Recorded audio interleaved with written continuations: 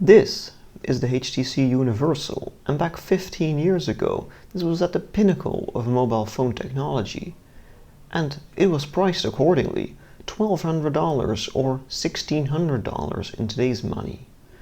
And looking back at it now, it boasted a feature set that was years ahead of its time.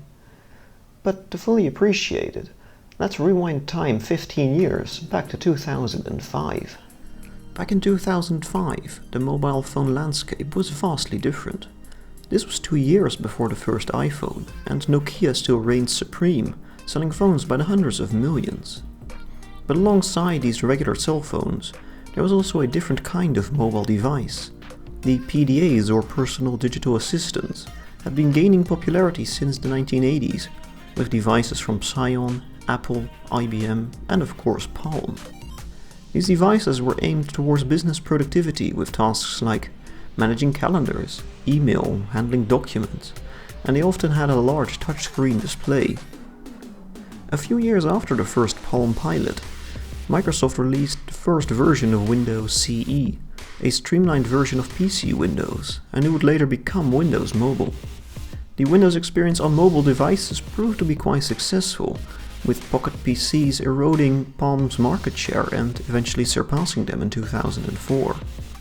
Things really started to pick up when vendors, most notably HTC, started to incorporate cellular into Pocket PCs around 2002, merging the PDA with the regular mobile phone. And just 3 years after introducing their first Pocket PC, HTC came out with the Universal, by far the most advanced and ambitious device yet, and at the time probably also the most advanced Pocket PC or mobile phone on the market, with at the centerpiece being of course the swiveling and rotating display.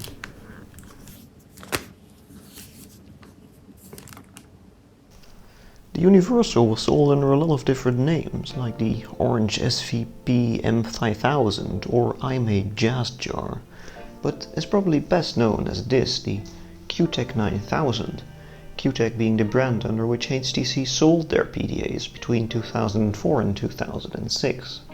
Getting into the packaging, unfortunately not all accessories are still with this, but we do still have the application and driver CD and a few of the manuals. But most importantly, the QTech 9000.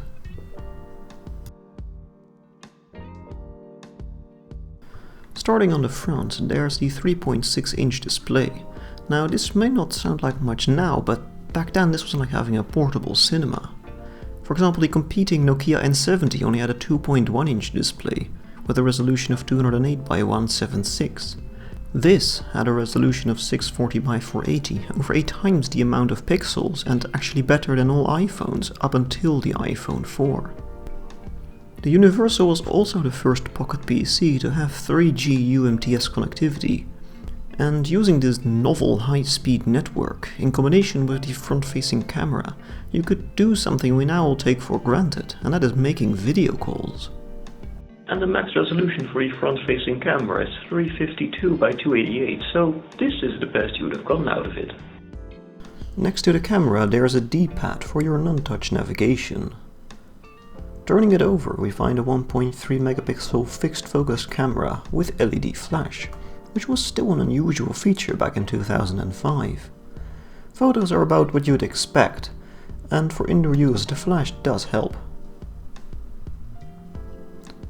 Then on the left side there's physical buttons for answering and ending phone calls, mini USB, a reset button and a headphone jack, and of course a stylus. On the bottom is the power button and a full-size SD expansion port. And moving on the right side there's the dual front-facing speakers, camera shutter button, text shortcut, a backlight toggle button and a volume slider.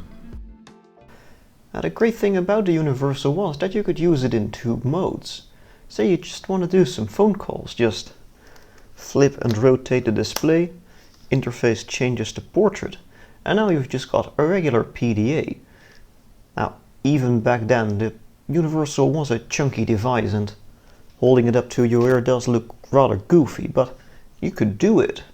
Say you're then done with your important business phone calls, want to get some work done, just flip and rotate back, interface is now in landscape again, and you've got a full QWERTY keyboard that's even backlit in the dark. In terms of software, the Universal was also the first Pocket PC to come with Windows Mobile 5, which featured a new Internet Explorer, Windows Media Player, Office Mobile, and improved battery life. And Windows Mobile was okay. Personally, I've always been a fan, but it certainly wasn't meant for the less tech-savvy user. With a clunky interface, and to navigate effectively you really had to use that stylus. Also, it was quite prone to crashes, and to really get the best out of it, you had to have been a bit of a tinkerer. And most of the included applications were rather business-oriented as well, like a PDF viewer, a zip file application, although they did include Pocket MSN, which was nice. And then of course Office Mobile. You have PowerPoint, which is sadly just a viewer only, Word for your basic text editing, and then there's Excel Mobile, which is actually surprisingly rich in features and quite useful. I should definitely note that while text input via the keyboard is excellent, it's really quite a nice typing experience, I was surprised by how well the handwriting recognition worked in Windows Mobile.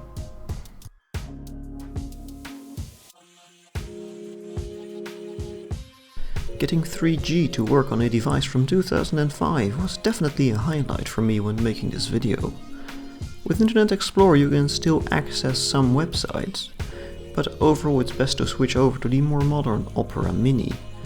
And here I was still able to access and post something to Twitter. And in case you're wondering, this is what happens when you try YouTube playback. For other ways of data transfer, the Universal also has Wi-Fi 802.11b, Bluetooth 1.2 and infrared. What made Windows Mobile popular with the more tech-savvy users is that it wasn't very restricted. You could easily get third-party apps from the internet via cabinet files, or even make your own. And in case of the Universal, people have even gotten Linux to run on it. And here I have another Universal which has been flashed to run Windows Mobile 6.1 Professional with a custom skin on it. The CPU is also a curious thing on its own, as it's an Intel PXA 270, codenamed Bulverde, an ARM CPU by Intel.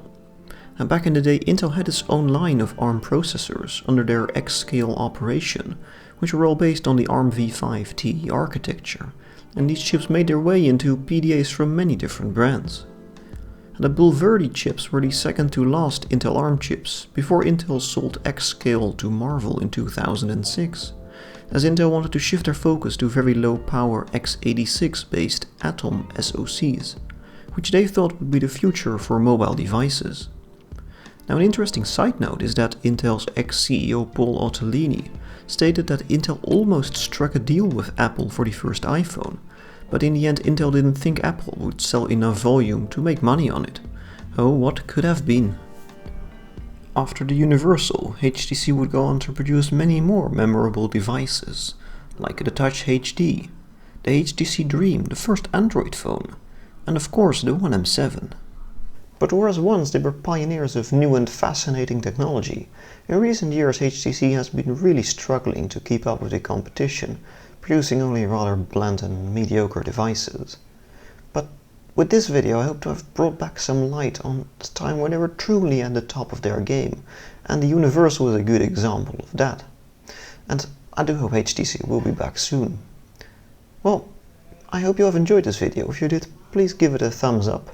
And I'm curious, what are your experiences with Windows Mobile and PDAs? Please leave them in the comments below. If you want to be kept up to date on future videos, why not consider subscribing? Well, that was all for now, and bye bye.